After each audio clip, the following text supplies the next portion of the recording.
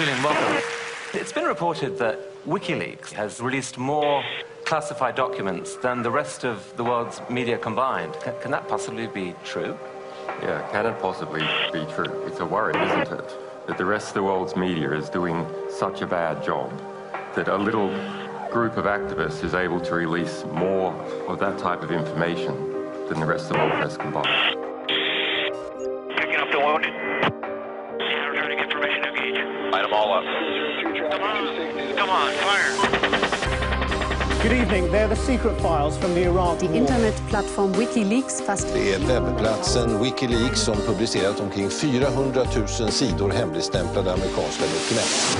Wikileaks have made public the most extensive classified military and diplomatic material ever. What they've released is challenging and provoking governments with skeletons in their cupboards all over the world. We should condemn the disclosure of any classified information by individuals and organizations. The people who are in power will not give that power away freely. That is just unfortunately a fact of nature. The Defense Department demands that WikiLeaks return immediately all versions of documents obtained directly or indirectly from the Department of Defense databases or records. It's only now that the true story behind the development of this closed organization is coming to light. But while the world's discussing whether Assange is a rapist or a saint, WikiLeaks continue to pursue their own political agenda. Every release that we do of material has a second message, and that is we set examples.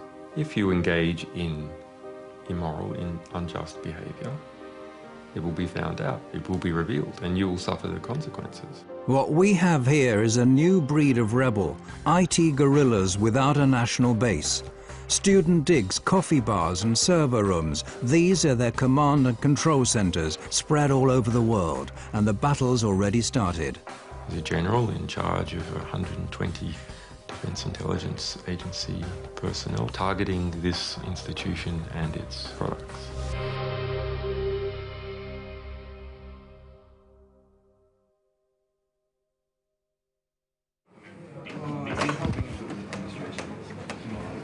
WikiLeaks have become a global force to be reckoned with in record time. It may not be easy to grasp at first, but the release of classified information is just a small step in a long-term political and ideological battle. And that leaking classified information is a weapon and not a means unto itself. The public has a right to know materials, and the historical record has a right to have materials of diplomatic, political, ethical, historical significance. And if something is interfering with that process, we will undo it. He's been called the Scarlet Pimpernel of the computer age. If one were to judge him on his looks alone, you could call him a chameleon, given the frequency of his change of hairstyles during the 6 months we've been following WikiLeaks. But if you look under the surface, you'll soon discover that Julian Assange has been revolting against the powers that be for a long time. As a teenager in Australia, he called himself Mendax and got a name for himself as a highly skilled hacker. By the age of 21, he found himself in court pleading guilty to some 20 different charges of hacking. Yeah, I mean, we had a back door in the US Military Security Coordination Center. This is the peak security for controlling the security of MILNET, the US military internet. We had total control over this for 2 years. The US space agency NASA is one of the victims of the Melbourne computer hacking syndicate. American investigators, including the FBI, contacted Australian authorities with their suspicions. The court was told the men even tampered with the police investigation into hacking at the ANU. The judge, seeing Assange as just an inquisitive young man, fined him a symbolic sum and released him. However, the trial added further fuel to Assange's feelings about the importance of unrestricted information. Together with some friends, he sets up one of Australia's first internet suppliers and gives people with politically sensitive viewpoints a platform from which to publish their opinions. But when one of his customers publishes secret Scientology manuals, this prompts aggressive efforts to censor him. Helen Coburn, one of the lawyers for Scientology in California, I mean, sent many letters trying to attack us, and they ended up hiring a private investigator to try and track me down, who did manage to get hold of my silent telephone line and call me up, and just as a sort of threatening maneuver. I ended up tracking down how they did that. Those efforts to censor the site strengthen his conviction that something has to be done against those withholding important information from the public at large. What the problem was, there needed to be more actions that created positive reform effect. More actions that were just and corrective to injustice. Assange sees disclosures as a preventative instrument.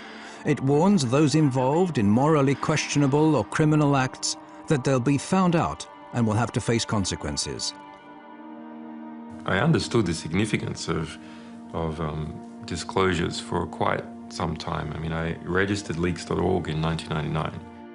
In 2006, Assange and a group of like-minded people start building up a special internet service, Wikileaks.org, exclusively for people wishing to blow the whistle on abuse of power.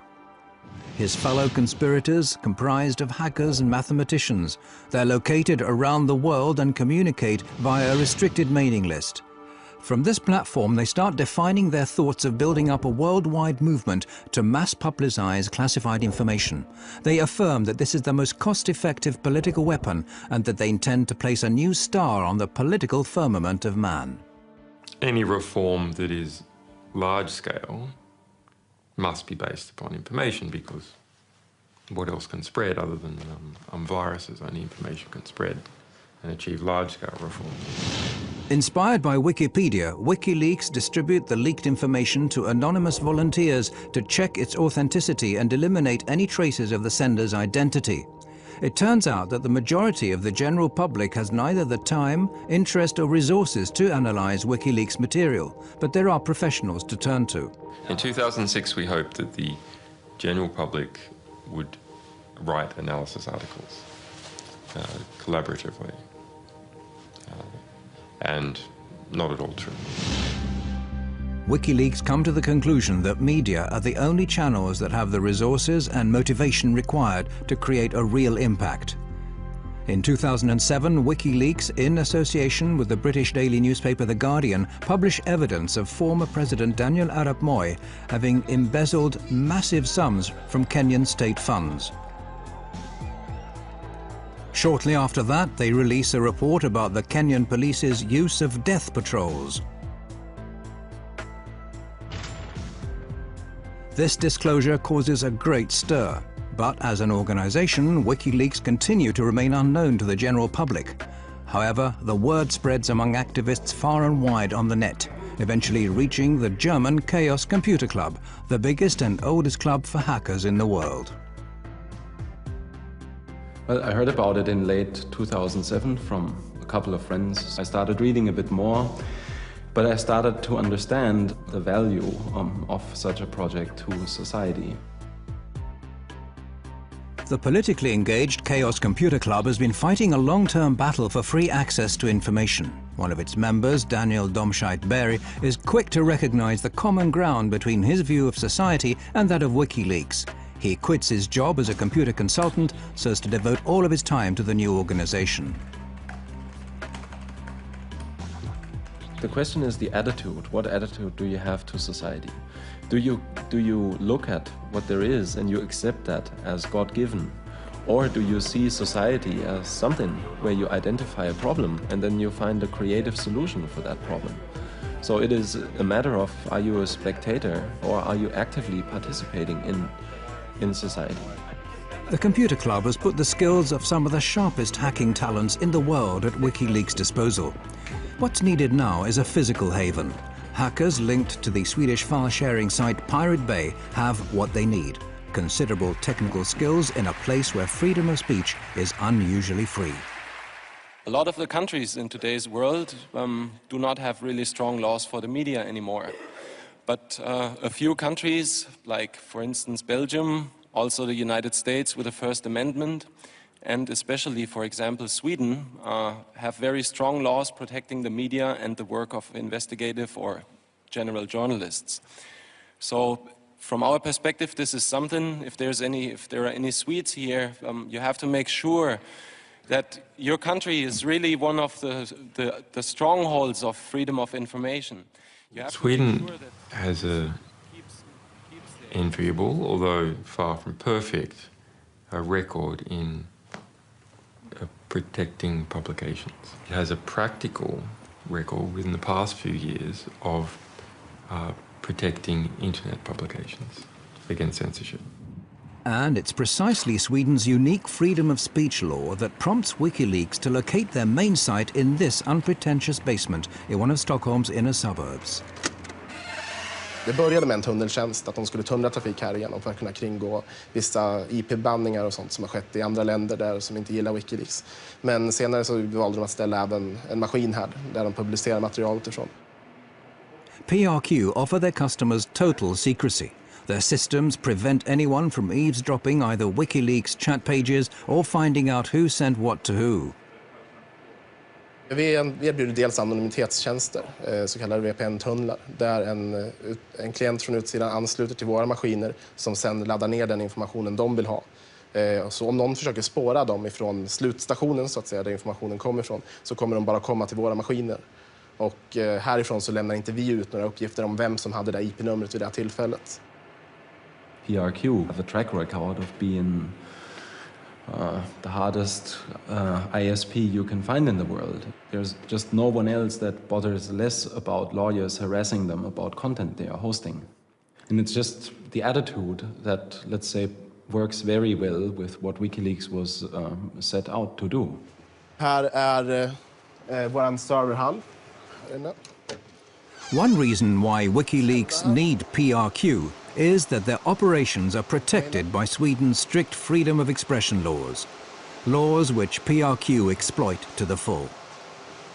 Vi accepterar allting som faller under, som är lagligt enligt svensk lag.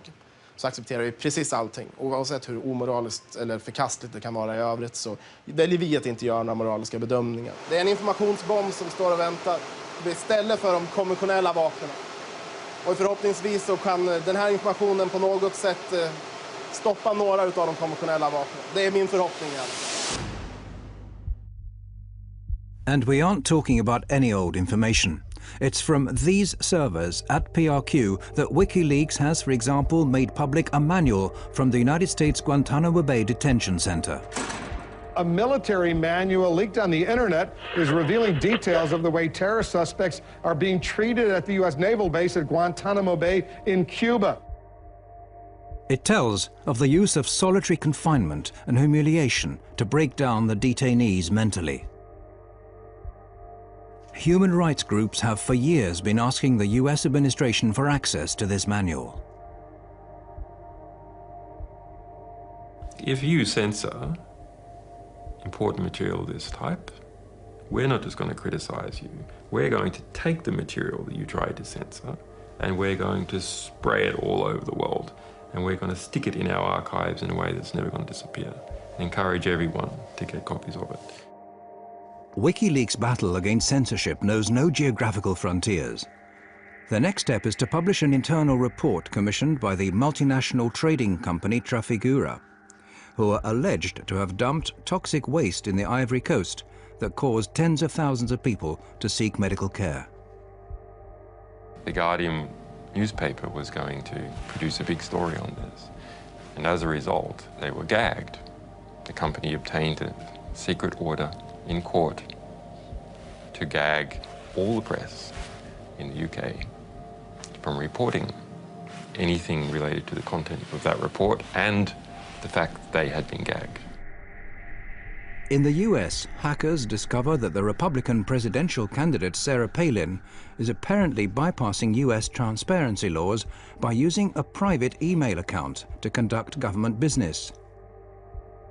WikiLeaks publishes her messages. After just 2 years, the site's made public over 1 million secret documents, but WikiLeaks as an organization continues to be largely shrouded in secrecy. Only Julian Assange and Daniel Domscheit-Berry appear in public, the latter under the pseudonym Schmidt. Okay, hello everybody. My name is Daniel Schmidt. This is Julian Assange. We're here to make a short presentation about the Wikileaks project. According to The National, which is something that we are kind of proud, it's one of the last quotes we had. So The National has said that we have produced more scoops in our short existence than the Washington Post in the last 30 years.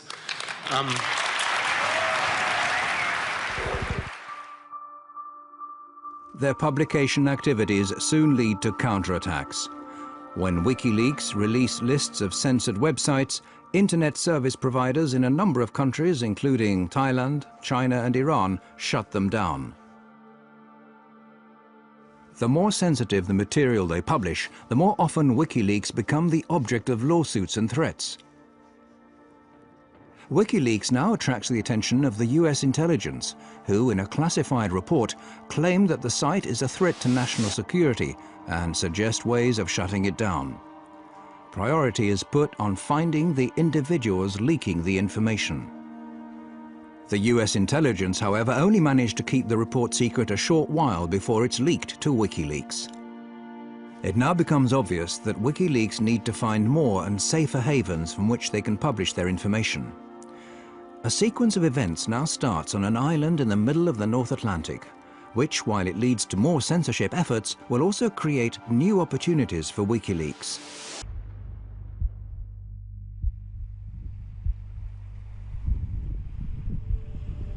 October came, October 2008, and the Icelandic banking system imploded. It lost 17/18 of its mass over the course of about a week or two. It was essentially one bank per week went bankrupt. Wikileaks obtained material that show how Iceland's catastrophic bank collapses were partly due to cronyism or favoritism, carelessness and secretiveness. When this highly detailed document is put out on the net, the bank launches a counterattack. Well, the first time I heard of Wikileaks was in the beginning of August 2009. I was working as a reporter for the state television when I got a tip that this website had an important document just posted online. The document was the high-exposure loan book for the failed Kaupthing Bank. It was essentially all of the regulators had been derelict in their duties. All of the bankers had been lying about the actual state of affairs. The bank's management react in panic to the revelations and in a desperate move forced the Icelandic judiciary to resort to extreme measures. I was the first one actually to break that story. But the bank reacted in a manner that was quite interesting.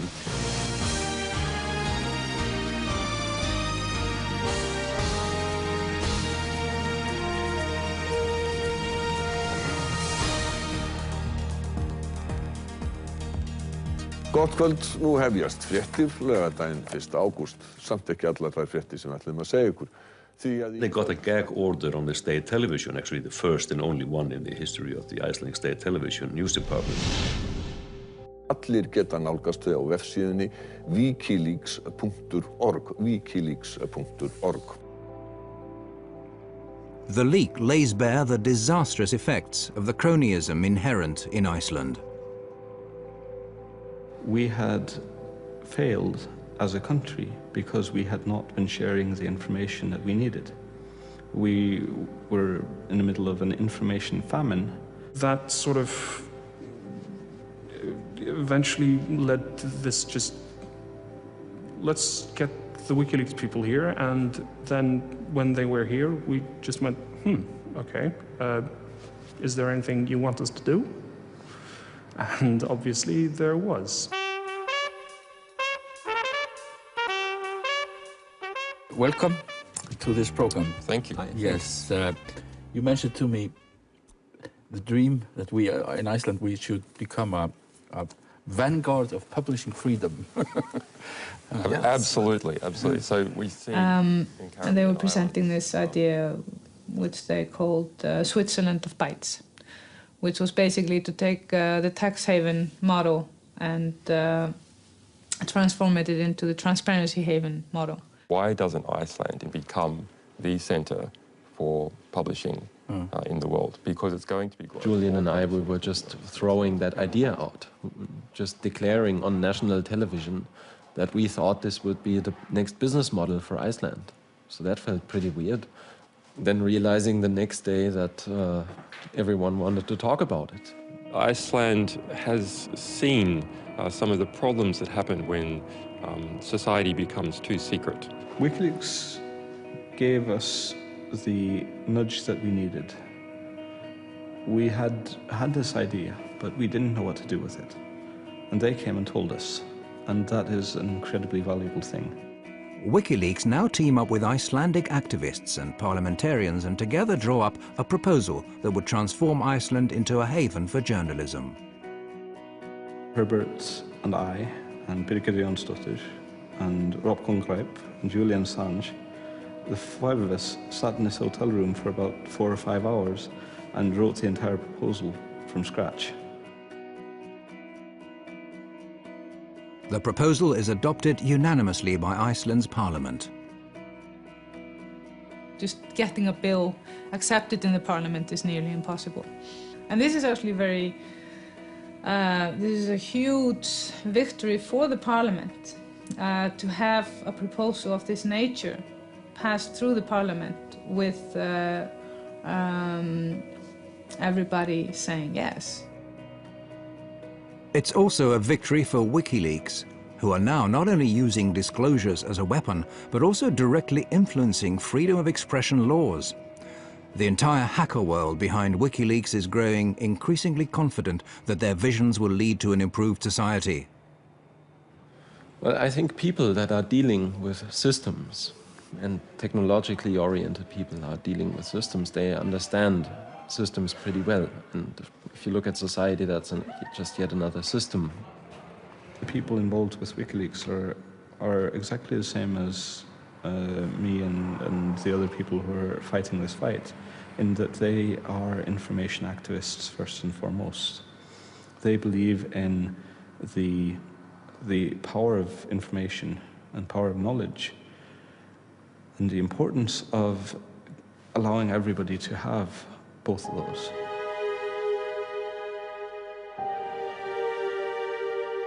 Perhaps it's similar convictions that prompt a young former American hacker to make one of the most crucial decisions of his life. Bradley Manning, serving as an intelligence analyst with the US Army in Iraq early 2010, has, just like millions of other Americans in the military or civil service, access to a massive database of classified information. He discovers indications of crime and corruption and tells another hacker, Adrian Lamo, about it.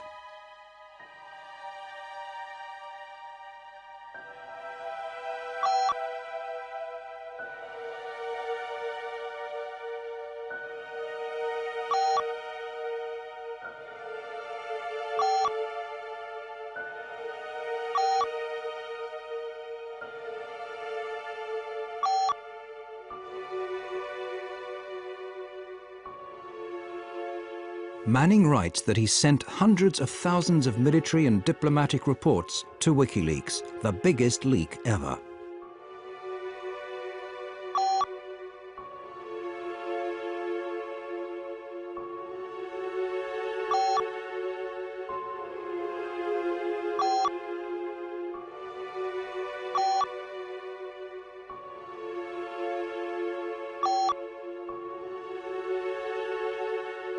Manning puts his faith in WikiLeaks. However, Lamo reports their chat to the military. Manning now risks a 52-year jail sentence. Many of the facts are still unclear. One thing is certain. At this point in time, WikiLeaks receive documents with the same material that Manning is charged of having leaked. We make a commitment to our sources that we will represent their material to the public to the best of our ability and achieve maximum political impact for the risks that they take.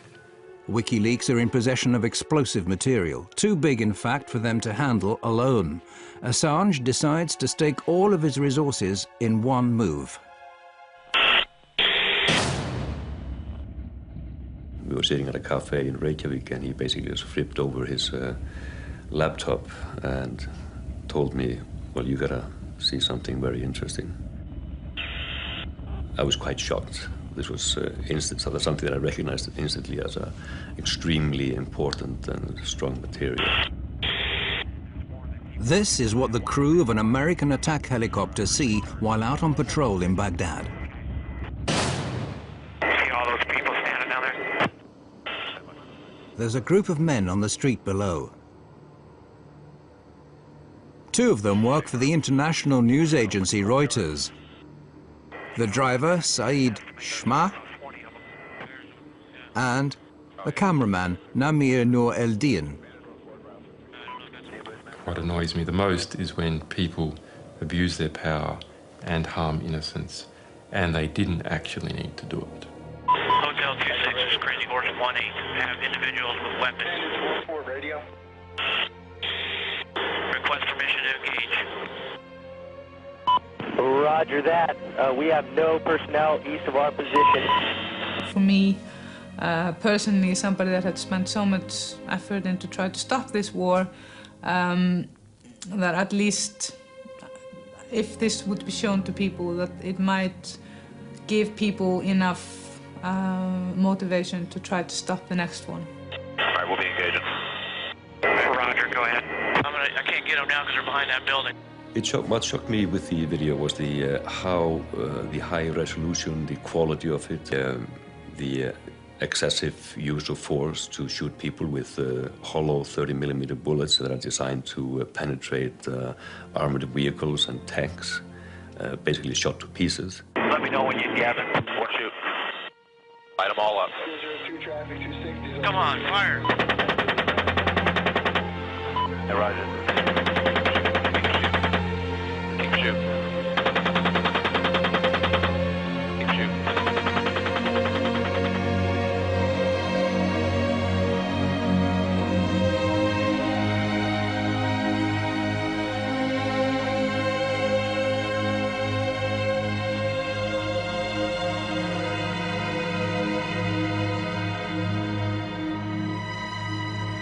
Different people argue that it was right for the United States to be in Iraq, or wrong to be in Iraq, but nonetheless, in this incident,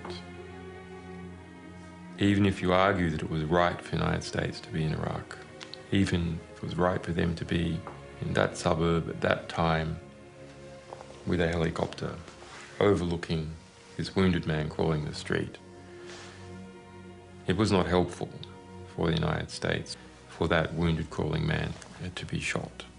Yeah, we got one guy crawling around down there, but yeah, we definitely got some. Or shooting some more. The Reuters employee, Saeed Shma, has been seriously wounded. He's getting up. If he has a weapon down in his hand?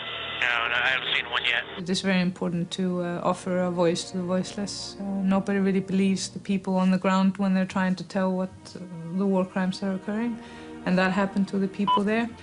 So I offered to help with this in any which way possible. Bushmaster Crazy Horse, we have individuals going to the scene, looks like possibly picking up bodies and weapons. Let me engage. Hey, we need to stop that so we can get down there. We need to stop that. You see my location? To engage individual picking up the wounded. Yeah, we're trying to get permission to engage. Come on, let us shoot. A father driving his children to school catches sight of the injured man and stops to help him.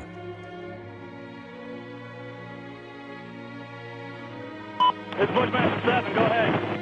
Roger, we have a black SUV or bongo truck picking up the bodies. Request permission to engage. Bushmaster 7, Roger. This is Bushmaster 7, Roger, engage. 1-8, engage. Clear. Come on. Clear. Clear. We're engaged. Why do it? Well, there's two reasons. One, because it's fun to kill people.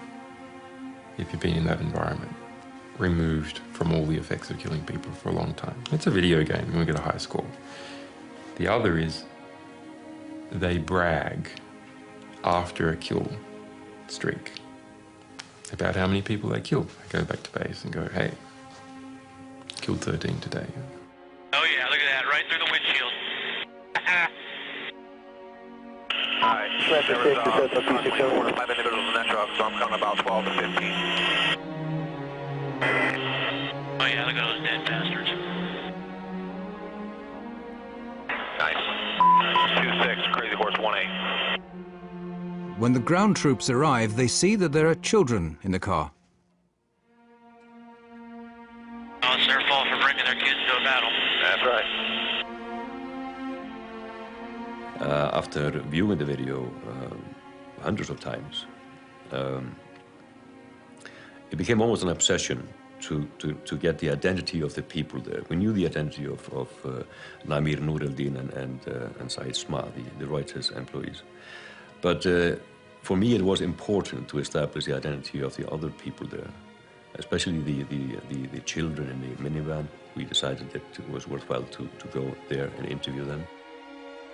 It turns out that the children survived the attack. Herr Affensen flies to Baghdad in search of more facts.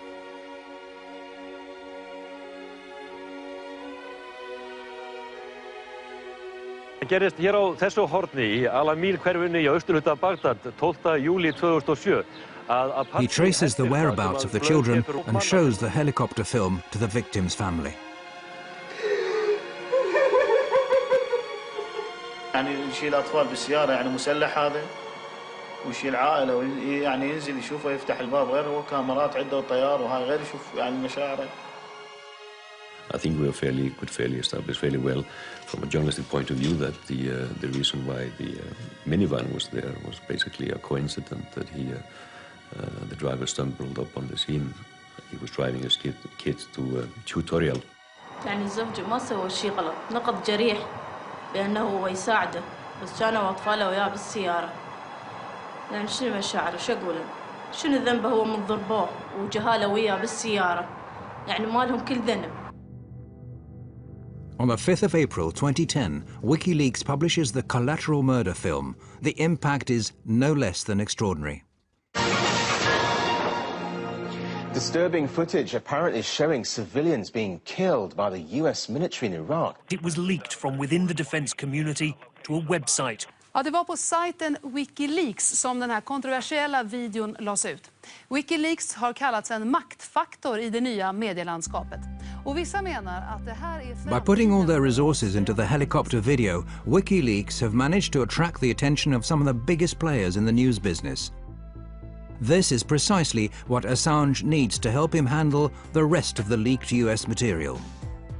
I had been looking at this release and studying it and understanding how to come up with a way to deal with such a tremendously large volume of material that would actually not simply drown any one organization.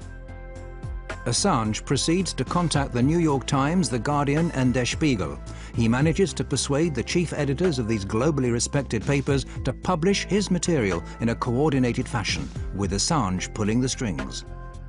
What is new is us enforcing cooperation between competitive organizations that would otherwise be rivals to do the best by the story, as opposed to simply just doing the best by their own organization. In late July 2010, the Afghanistan reports are published at the same time and day. En av militärhistoriens största informationsläckor väcker starka reaktioner. Well, one of the biggest leaks in US military history has exposed several cover-ups over the war in Afghanistan. The real story of this material is that it's war. It's one damn thing after another. The publication of the material is met with praise as well as strong criticism. The Defense Department demands that Wikileaks return immediately to the U.S. government all versions of documents obtained directly or indirectly from the Department of Defense databases or records. For the first time, WikiLeaks are now facing criticism that they find hard to respond to. The material includes the names of civilian Afghanis, putting them at risk of being targeted by the Taliban.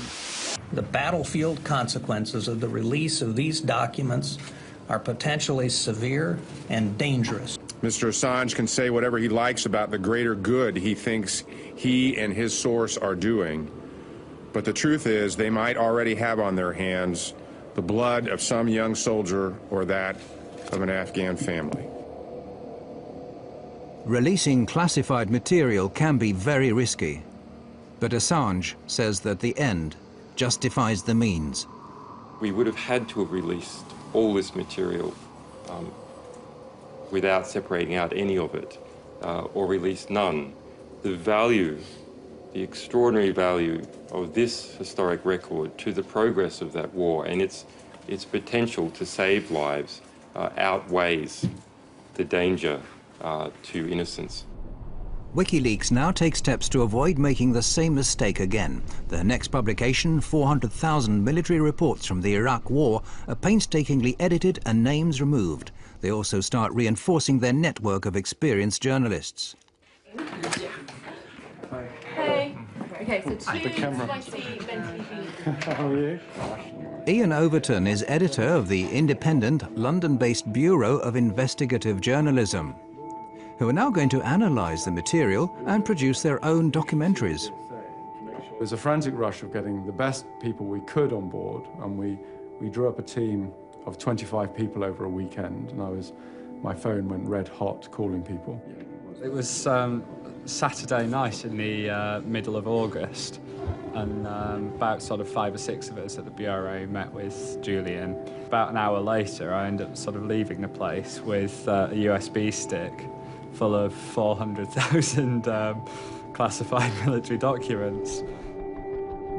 The material is essentially an encyclopedia of this war, with reports issued day by day, hour by hour, corpse by corpse. Absolutely unfiltered. These are the reports written by people on the ground straight afterwards. It's kind of the day-to-day war through their eyes. And that's new. We haven't been able to do that before, ever, really. The material tells of tens of thousands of civilian casualties, figures that the US have withheld to date. And the widespread practice of torture that the US said they'd put a stop to is still being practiced by their Iraqi allies.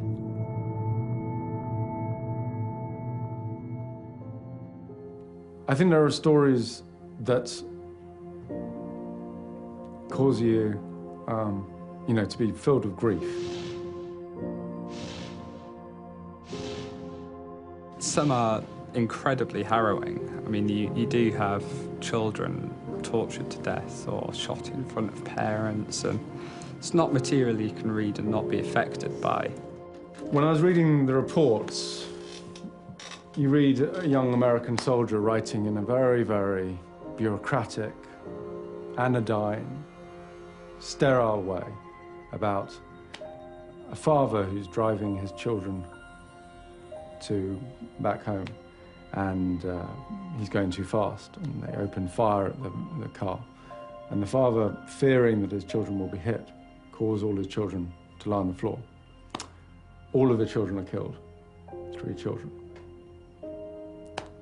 And the way it's written up is, it's called an escalation of force. You know. It's not an escalation of force, it's a killing. It's horrific.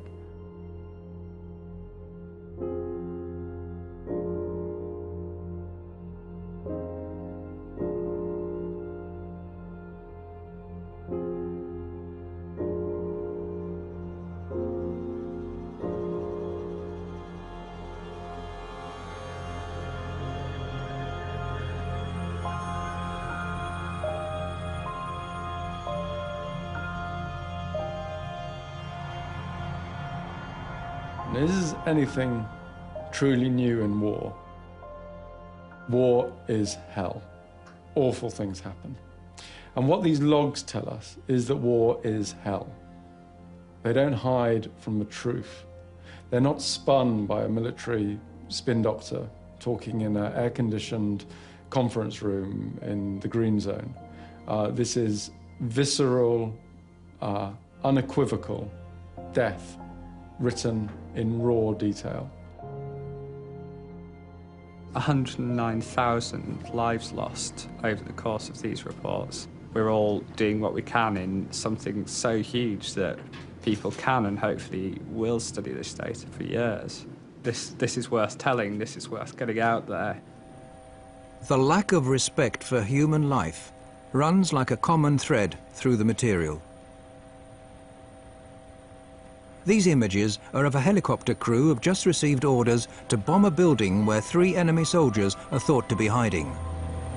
If you'd like Crazy Horse 1A to put up missile on that building. A passerby suddenly turns up. But the crew don't wait. You lost a missile. The crew could have waited until the man had passed. This is perhaps a measure of how human life was valued in Baghdad. Private cars being pursued by an attack helicopter.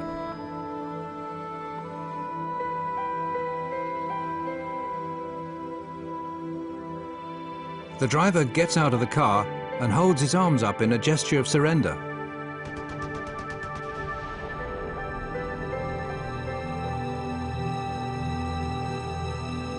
The more horrific the discovery the investigators in London make, the more they get the feeling of being threatened.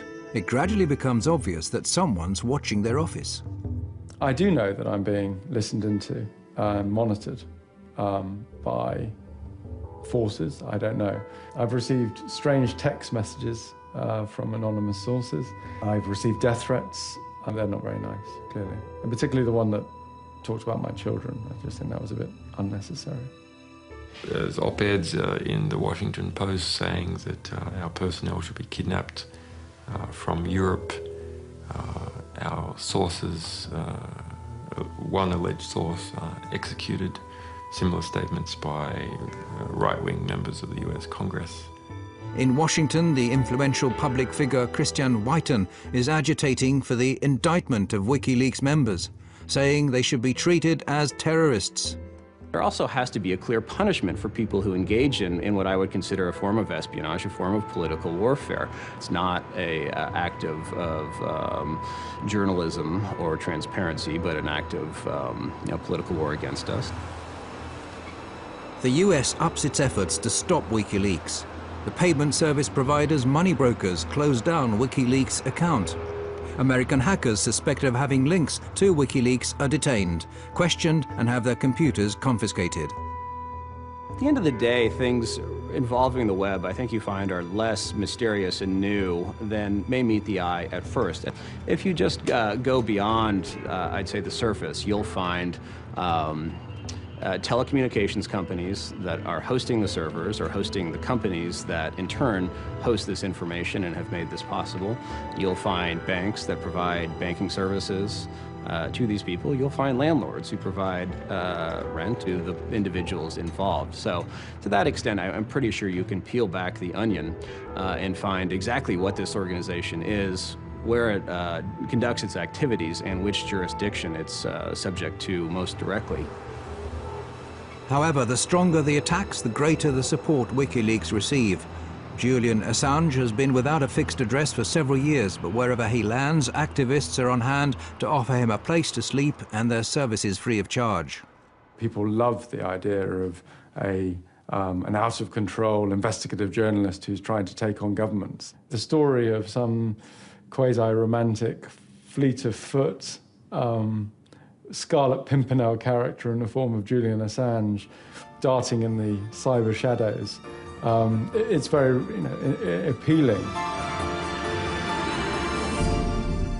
I am very pleased to be amongst so many people I can respect. I don't think I have ever been... Assange is an ideal media figure. He's been portrayed as the Lone Ranger of the information age. Who to? Arnie. You are the only one which is sounding like a pure angel. Me? Yes. A pure angel? Yeah, it's just the hair. Praise and prizes have been poured over WikiLeaks. Time magazine has included Assange on a shortlist for the world's most influential man. You should remember Solzhenitsyn's words that in the right moment, one word of truth outweighs the world. But all is not quiet on the WikiLeaks front. Assange is aware that the Iraqi material that's shortly to be released will generate even more anger. In August, he travels to Sweden. He applies for a residence permit to obtain the protection of the world's most extensive freedom of the press law. Kväll, efter dagar av spekulationer så kan rapport nu avslöja att Piratpartiet tar över ansvaret för säkerhet och drift av sajten Wikileaks dataservrar. Does this mean that Wikileaks is becoming even more Swedish? I hope so. To start with, everything goes well. Julian Assange is welcomed with open arms. He's invited to major political and trade union venues. And there are calls that he should be awarded the Nobel Peace Prize. Julian Assange gör en blixtvisit i Stockholm. Och när svenska medier får höra om besöket börjar telefonerna gå varma. Ingen vill missa mannen bakom sidan som gjort fler avslöjanden under sin 3-åriga livstid än vad många nyhetsredaktioner tillsammans lyckats med under årtionden. A couple of days later, the picture changes dramatically.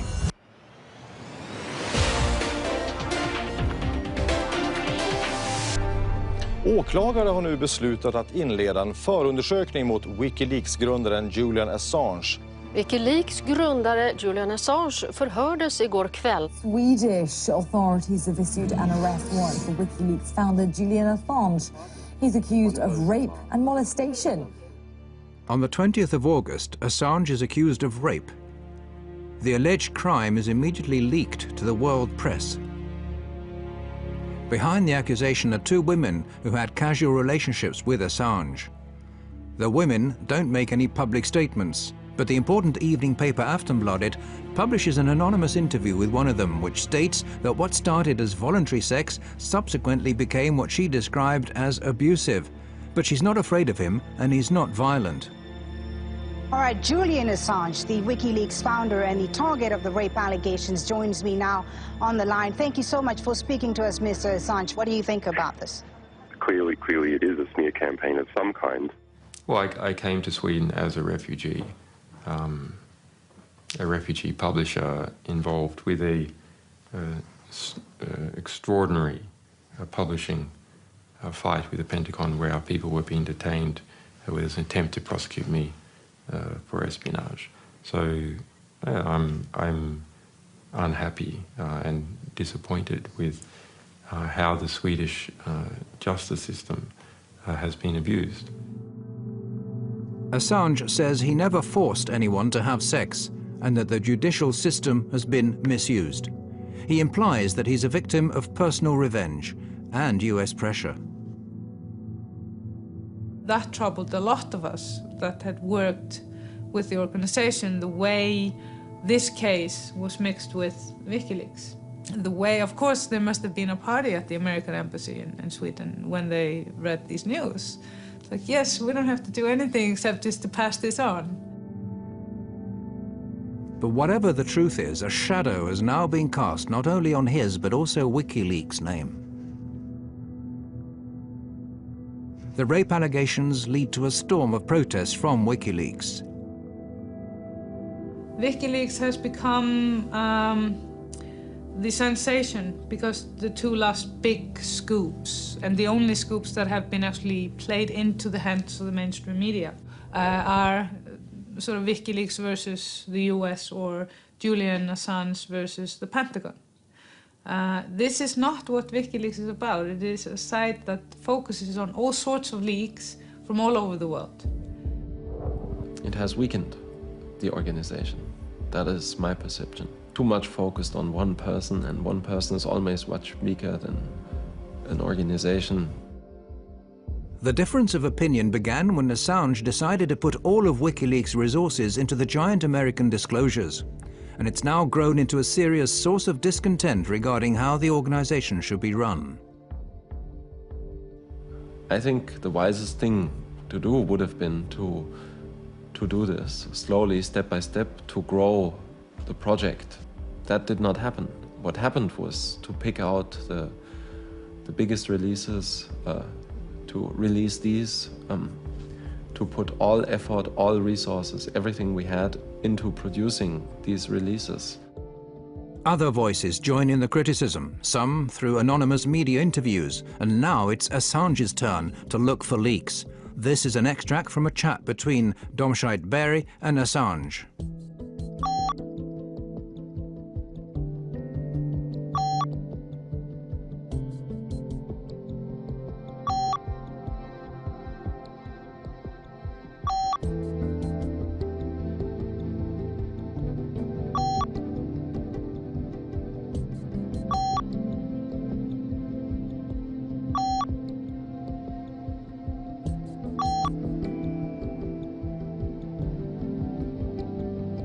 If you preach transparency to everyone else, you have to be transparent yourself. You have to fulfill the same standards that you expect from others.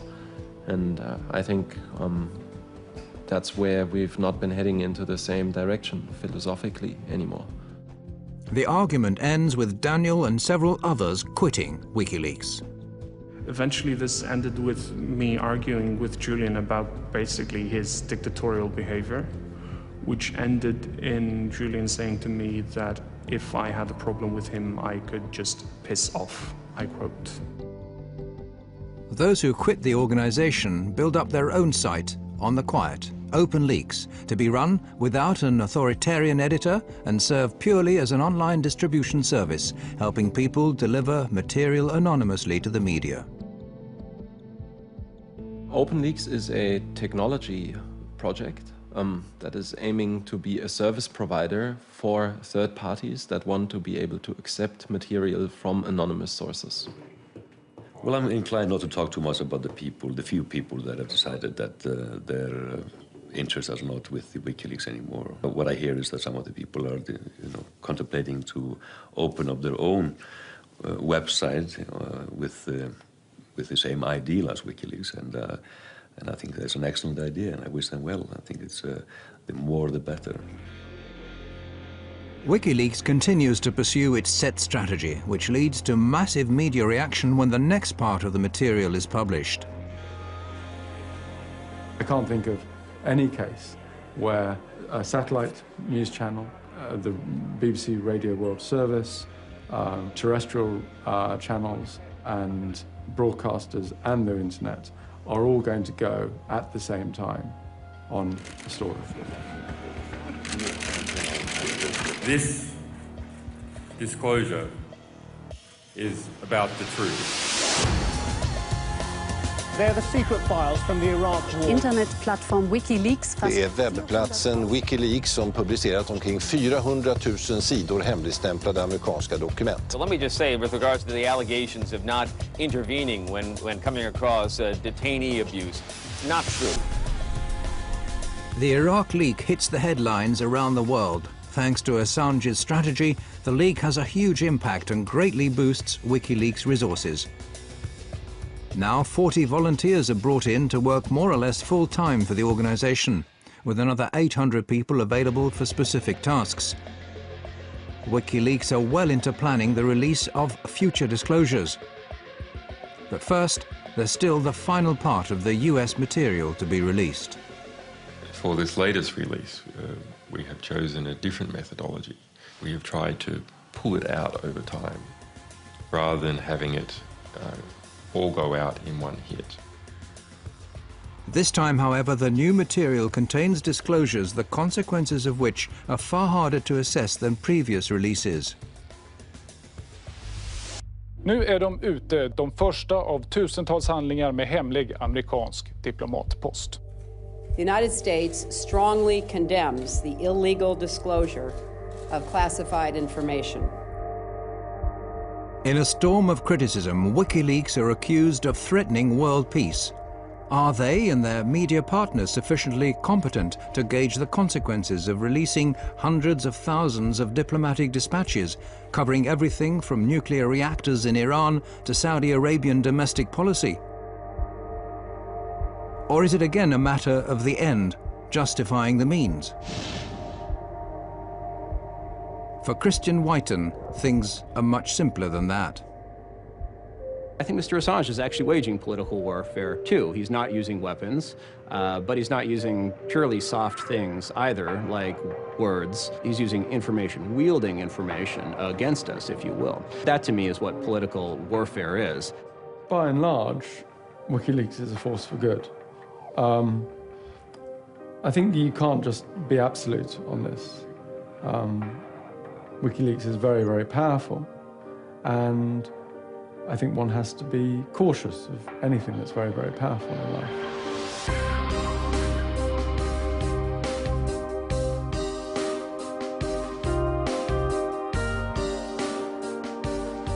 Wikileaks' website may disappear again tomorrow, or it may suddenly reappear in 1,000 other locations. History is still in the process of being written, and the rape allegations are a long way from being settled. One thing's clear: whatever happens, WikiLeaks have sown a seed, a thought that's impossible to erase. It's about new ways and new channels of disseminating classified information that'll have a profound effect on transparency, not only on the net, but in a broader global dimension. Well, what I really learned in the last 3 years is that a difference can be made bottom-up and not only top-down. Information does not respect borders. States are going to have to rethink how they approach information. Any state which fails to do this will cease to exist. Well, you know, if we're going to have a military and a defense policy, it's predicated on having information that is controlled. Of course, we're a democracy. We're one of the most open countries, I believe, in the history of the world. But information has to be protected in certain circumstances and denied to the public. Democracy without transparency is no democracy. I mean, that's just an empty word.